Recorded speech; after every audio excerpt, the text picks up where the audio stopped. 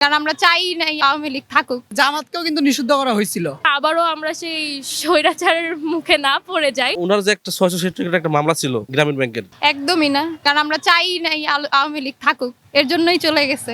তো কেন শূন্যতা ফিল হবে? আমি পছন্দই করি না, ওনারা চলে গেছে, এটা তো আমার শূন্যতা কেন ফিল হবে? উল্টা বেটার ফিল হইতেছে। আর মনে হইতেছে ভালো হয়েছে বাংলাদেশের জন্য। না, এটা আসলে গণতন্ত্রের ভিতরে পড়ে না, বাট এটা অ্যাকচুয়ালি আক্ষেপ সবার ভিতরে, 17 বছরের আক্ষেপ, এর জন্য ব্যান করা হয়েছে। আর গণতন্ত্রের কারণে ব্যান করা হয়েছে, এটা অ্যাকচুয়ালি একটা এক্সকিউজ।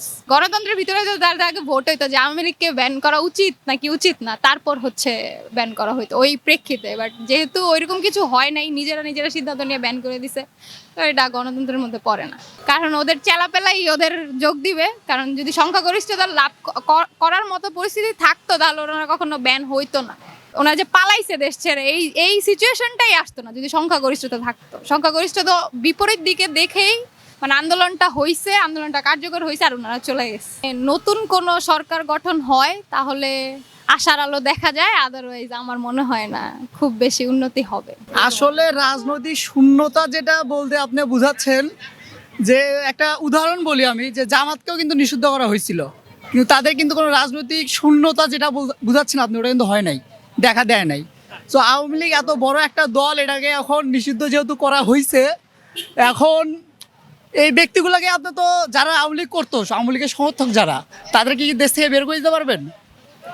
বা তাদের কি কোনোভাবে আমাদের নাগরিক যারা আছে তাদের মাঝখান থেকে মানে হচ্ছে বাতিল করা সম্ভব? তো না। তো এই আমি যেটা মনে করি যে নিষিদ্ধ করাটা একদিক দিয়ে, যে তারা জুলাই আগস্টে যেটা ঘটাইছে, বা 17 বছর ফ্যাসিজমের যেভাবে তারা বিল্ড আপটা করছে, ফ্যাসিস্ট যা যেভাবে হয়ে উঠছে, তাদের রাজনীতি করার অধিকারটা বর্তমানে বাংলাদেশ তাদের নাই। এক হিসাবে এটা কিন্তু নিষিদ্ধ, এত বড় একটা দল নিষিদ্ধ করার মানে করলে একটা ফিডব্যাক তো আসবেই অবশ্য। এটা এখন দেখার বিষয় যে ফিডব্যাকটা দেশবাসীর জন্য কেমন হয়, ভালো না খারাপ। অন্তর্বর্তী সরকারটা এটা যেভাবে হয়েছে, এটা একটা বিপ্লবী সরকার বলা চলে। এই সরকারের কাছে আমাদের দেশবাসীর অনেক চাহিদা বা অনেক চাওয়া আকাঙ্ক্ষা। এখন এই যে সংস্কার কমিশনগুলো গঠন করা হয়েছে, তাদের এই সংস্কারগুলো কতটুকু সঠিকভাবে দেশের মানুষের জন্য অ্যাপ্লাই হয়, আমাদের গণতন্ত্র যেটা বললেন, গণতন্ত্র কিভাবে সঠিক করতে বা গণতান্ত্রিক পর্যায়গুলো কিভাবে সঠিক রাখতে তারা কি টাইপের সংস্কারগুলো করে, এগুলো দেখার অপেক্ষায় আছি আমি। আশা করি আমরা পাবো যা আমাদের চাহিদা।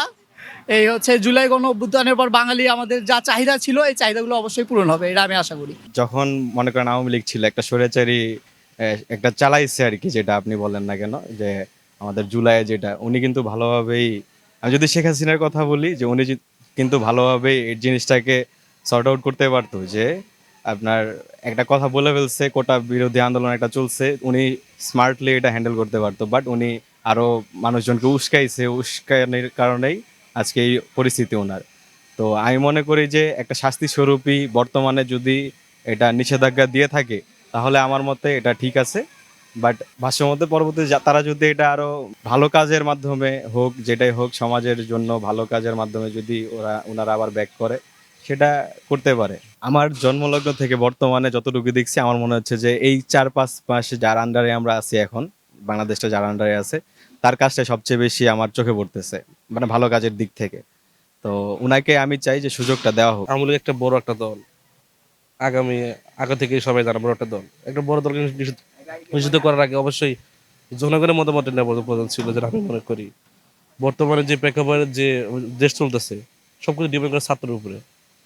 ছাত্ররা কি এখানে ছাত্রদের কতজন ছাত্র আছে যে ভোটার আছে, তাদের মানে ভোট দেওয়ার অধিকার আছে?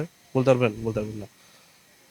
এখন আমরা যারা মনে করি যে ক্ষমতার অপব্যবহার, যেটা আমি বলি আর কি, যদি আওয়ামী লীগ সরকার 16 বছরের ক্ষমতার অপব্যবহার করে থাকে, তাহলে আপনারা তো একই পথে হাঁটতেছেন।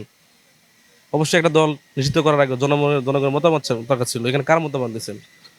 যে ছাত্ররা যে আন্দোলন করছে, সেটা এই অবৈধ সরকারেরই আমলের ছাত্ররা। আবার বর্তমান নির্বাচন কমিশনের যে লোক আছে, তারা এই সরকারের লোকই।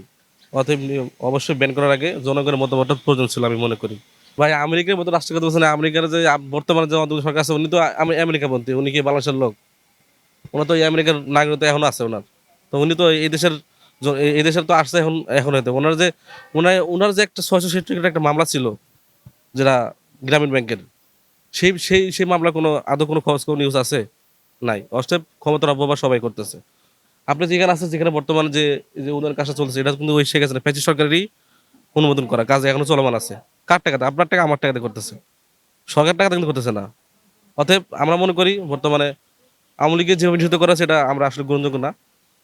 জনগণের মতামত নেওয়ার প্রয়োজন ছিল, এটা সবচেয়ে বড় ইস্যু। জনগণ যদি বলতো, জনগণ চাইতো। আপনি এখন বর্তমানে 18 কোটির ভিতরে কি সবগুলোই কি মনে করেন আপনার মানে আওয়ামী লীগের বিপক্ষে? অবশ্যই পক্ষ লোক আছে।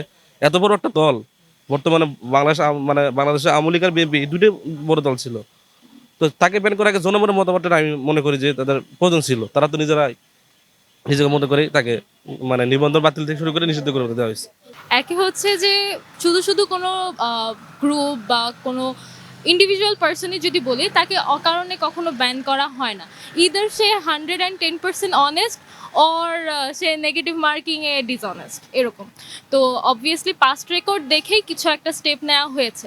এখন সেইভাবে যদি আমরা দেখতে যাই তাহলে হ্যাঁ, গণতন্ত্রের ভিতরে হয়তো পড়ে না, কিন্তু গণতন্ত্রের নামে আমি যদি কোনো একজন পার্সনকে সিলেক্ট করি যে আমার ওই পজিশনের জন্য পারফেক্ট না, অথবা সে এখানে এসে কোনো রকম হার্মফুল এফেক্ট আমার আমার দেশ বা হচ্ছে আমার পরিবেশের উপর ফেলবে, তখন অবশ্যই সেটা করা উচিত। আমার মনে হয় ব্যান করাটা উচিত। আমরা আশা করে আছি যে একটা নতুন গভর্নমেন্ট ফর্ম হবে, যেটা আমাদের যে বেসিক নিডসগুলো এতদিন আমরা ফুলফিল করতে পারিনি, সেটা হয়তো ফুলফিল করতে পারবে। হ্যাঁ, এখন আমার পছন্দের একটা দল নাই থাকতে পারে, আমি নিউট্রাল থাকতেই পারি, কিন্তু সেটার সলিউশন যদি করতে যাই, একটা দল লাগবে, অবশ্যই লাগবে, যেটা নির্বাচন করবে মানুষ, জনগণ। এরকম কোনো লোক যেন না আসে আবার, যে যেভাবে এতদিন হয়ে এসেছিল সেটাই যেন আবার ফর্ম না হয়। এখন দল যে শূন্যতার কথা যেটা বললেন, শূন্যতাটা ফিল আপ করা আদারওয়াইজ পসিবল না একটা সুন্দর দল ছাড়া। আমার মনে হয় আরেকটা দল গঠন হতে পারে পরবর্তীতে, যদি কিনা আবারও আমরা সেই স্বৈরাচারের মুখে না পড়ে যাই। তাহলে দল যদি গঠন হয় আগামী 5 থেকে 7 বছরের মধ্যে হয়তো বা আমরা আরেকটা নতুন কোনো আশার আলো দেখতে পারবো, যেটাতে আমরা ভরসা করতে পারবো।